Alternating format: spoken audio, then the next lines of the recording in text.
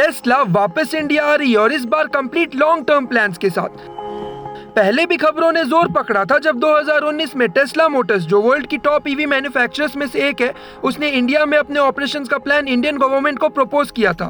यहां तक ये बातचीत इस मुकाम तक पहुंच चुकी थी कि टेस्ला के सीईओ एलॉन मस्क हमारे प्राइम मिनिस्टर मोदी तक से मिल चुके थे और टेस्ला की popular cars model Y and model 3 कई बार इंडियन रोड्स पर अनकैमोफ्लेज टेस्ट होती भी देखी गई। उस टाइम यही वो दो कार्स थी जिनके साथ टेस्ला इंडियन मार्केट में एंट्री ले सकता था। But road and transport ministry Tesla की एक कंडीशन पर राजी नहीं हो पाई, जिसके कारण टेस्ला को इंडिया में एंटर करने का प्लान ड्रॉप करना पड़ा। दरअसल टेस्ला का ये कहना था कि उन्हें इंडियन ऑटो मार्केट को समझने के लिए कुछ टाइम चाहिए और तब तक वो कार्स इंपोर्ट करके अपनी सेल्स कंटिन्यू रखना चाहेंगे।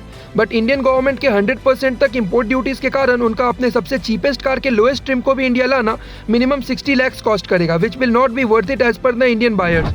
इसलिए वो एटलीस्ट 40% तक इंपोर्ट ड्यूटीज को कम करे एंड इन फ्यूचर जब टेस्ला को इंडियन मार्केट की समझ हो जाएगी तो वो यहाँ पर मैन्युफैक्चरिंग प्लांट एस्टैब्लिश कर लेंगे।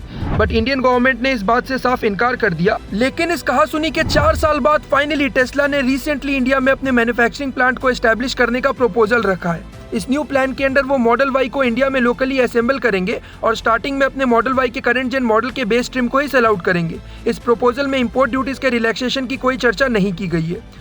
हालांकि ये बातचीत अभी अपने इनिशियल स्टेज में ही है, बट वी रियली एक्सपेक्ट कि इस बार we get to see some fruitful outcomes.